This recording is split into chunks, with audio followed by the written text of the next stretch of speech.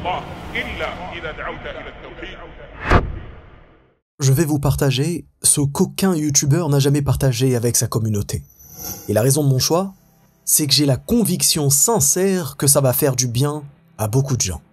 Des gens qui se reconnaîtront et des gens qui auront l'impression que l'on raconte leur propre histoire.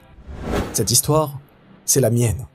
L'histoire d'un mauvais chemin dans la religion qui s'est soldé par une remise à zéro de tout ce que je pensais acquis. Voici donc comment vis-à-vis de la religion j'ai dû tout recommencer. Voici mes erreurs et mes pires secrets.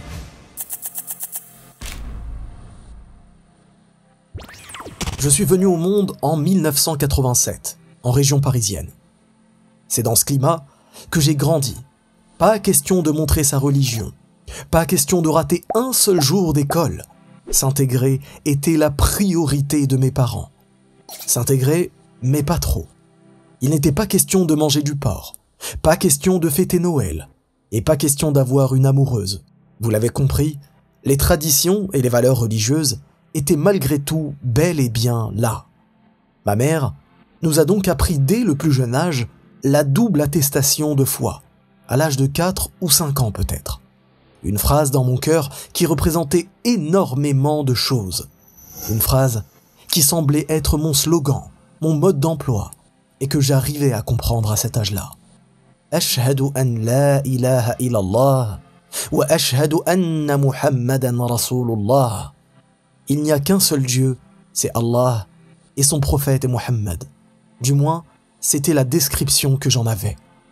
Je savais que cette phrase était comme une chose intime, dont je ne devais pas parler aux autres comme un secret.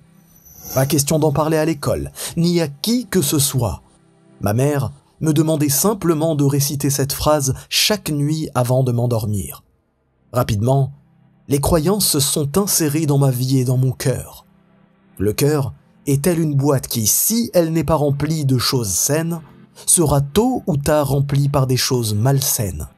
Je me suis mis alors à avoir des croyances étranges et inexplicables.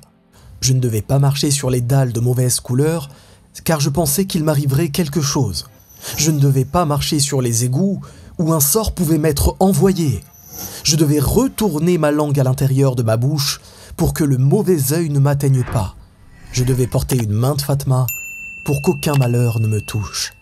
Bref, sans même m'en rendre compte, le shirk était en train de bâtir ses fondations dans mon cœur. J'étais musulman et je n'ai pourtant jamais cherché à répondre à mes questions dans mon fort intérieur. Qui est Allah? Pourquoi avons-nous été créés? Pourquoi la mort et la vie?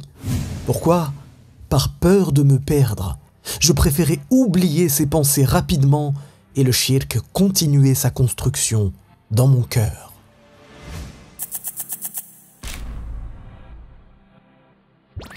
Lors de l'adolescence, je n'ai jamais été irrespectueux avec mes parents. Eux-mêmes ne se souviennent pas une seule fois qu'une quelconque crise d'adolescence ait eu lieu. Par contre, je me souviens avoir eu des mots durs et des mots forts vis-à-vis d'Allah. Tous mes problèmes, je les reportais sur Allah, me disant que c'est lui qui avait tout écrit et que donc tout était de sa faute. Encore une erreur due à mon manque de science.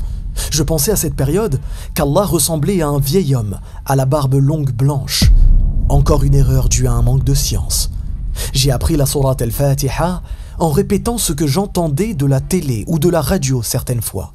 Bref, un mot, une erreur. C'était aussi simple que ça. Je priais parfois sans même avoir mes ablutions. Je savais qu'il fallait les faire, mais je ne savais pas ce que c'était et je ne voulais pas m'attarder à l'apprendre. Le pire, c'est que j'ai commencé à prier de cette façon, avec ces erreurs, pendant de très nombreuses années. Les dessins animés et les séries de divertissement à la télé avaient eu un effet de désintérêt de tout ce qui était spirituel. En vrai, j'étais musulman, mais uniquement pour plaire aux gens, pour plaire aux autres. Par contre, de temps en temps, il m'arrivait de sentir une chose en moi, comme la fitra, qui me disait que je n'étais pas une bonne personne, et que le chemin que j'empruntais était mauvais. Et ce n'est que très tard que mon investissement, ou plutôt mon égarement religieux, commença réellement.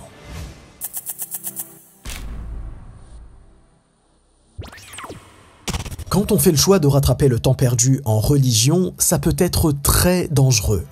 C'est un peu comme faire le choix d'apprendre à conduire avec une Ferrari.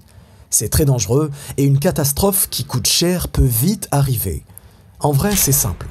Tu te mets à écouter ton cœur plutôt qu'écouter les preuves religieuses ou ta raison. Et ainsi, tout est réuni pour que tu puisses tomber dans des sectes dangereuses. Par exemple, je me suis rapidement engouffré dans la croyance coraniste, qui prétend que les hadiths ne doivent pas être considérés dans notre religion.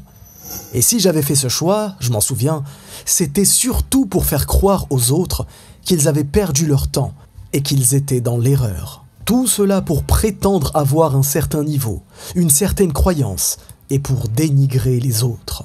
J'ai même été jusqu'à renier l'importance des savants dans notre religion, me disant « Mais qu'ont-ils de plus que moi ?» avec orgueil.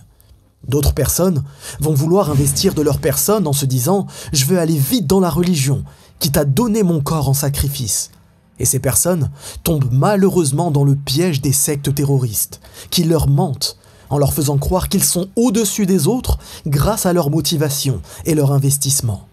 Fort heureusement, je ne suis jamais tombé dans cette tendance, mais je pense qu'il est important d'en parler pour mettre en garde ceux qui peuvent être concernés. À ce moment précis, mon cœur avait peut-être atteint son niveau maximum de corruption, de shirk et d'ostentation. En fait, tout a basculé le jour où j'ai demandé à ma mère quelle était sa sourate préférée. Il s'agissait de la sourate Al-Mulk. Concernant ma sœur, elle aimait beaucoup la sourate Al-Qiyamah. Je me suis donc mis en tête d'apprendre ces deux sourates. Et c'est dans ces deux sourates que se trouvaient deux versets qui ont changé ma vie à tout jamais. Et c'est à ce moment précis que j'ai décidé d'appuyer sur le reset de ma vie, sur le reset de ma religion.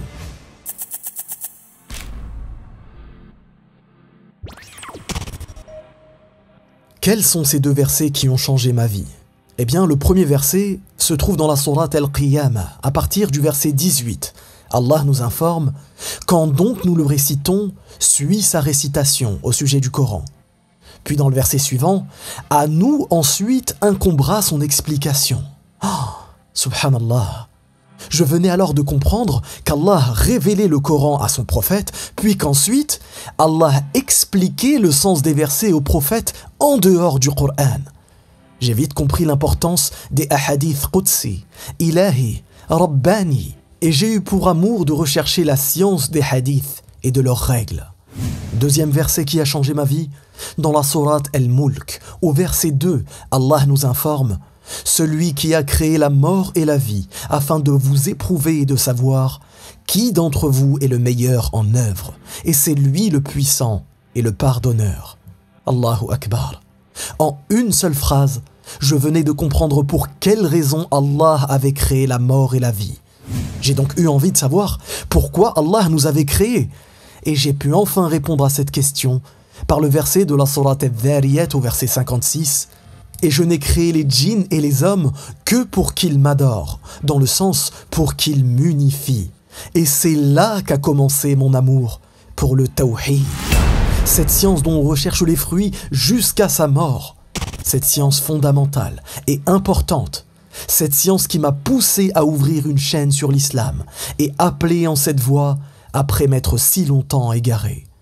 J'ai donc recherché cette science auprès de personnes compétentes pour en parallèle me concentrer sur la aqida en général. Bref, je suis reparti de zéro.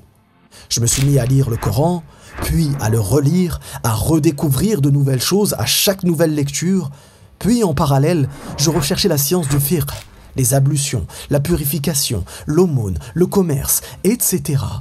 Et c'est là qu'on se rend compte de ses erreurs. C'est là qu'on se rend compte de la faiblesse de la science que l'on a. C'est là qu'on se rend compte de la miséricorde d'Allah, qui depuis le début avait un plan parfait pour moi. Comment ne pas avoir de l'amour pour les étudiants en sciences, qui retransmettent leur savoir, comme mon professeur Mohammed Aboul Harith, hafidahullah, en apprenant des choses bénéfiques à la communauté? Comment ne pas avoir de l'amour pour les grands savants qui ont sacrifié leur vie afin de nous faciliter l'apprentissage de la religion, comme Cheikh Muqbil, rahimahullah, comme Cheikh Al-Uthaymin rahimahullah, comme Cheikh Saadi ou encore Cheikh Khalid Al-Hibshi hafidhahullah. C'est tout ceci, tous ces gens et tous ces savants qui m'ont poussé à vouloir appeler en Allah, au tawhid de façon simple, apaisée et bienveillante. Qu'Allah nous guide tous et nous permette d'atteindre la ligne d'arrivée qu'est la mort en ne mourant qu'en musulmans pleins. Amin. J'espère que vous avez aimé cette vidéo. Dis-moi en commentaire quel a été ton parcours pour qu'on puisse en discuter ensemble. Like, abonne-toi et partage cette vidéo si tu veux m'aider dans la da'wah. Si apprendre à parler arabe t'intéresse simplement en regardant une série vidéo et sans savoir lire et écrire, clique sur le lien en description. Ma nouvelle formation est disponible avec une promotion spéciale qui t'attend. Je te dis à très bientôt, incha'Allah. Wallahu a'lam. Barakallahu fikum. Wassalamu alaykum wa rahmatullah. Si tu as aimé cette vidéo, tu aimeras très certainement celle-ci, qui traite de la conversion de 4 de mes abonnés.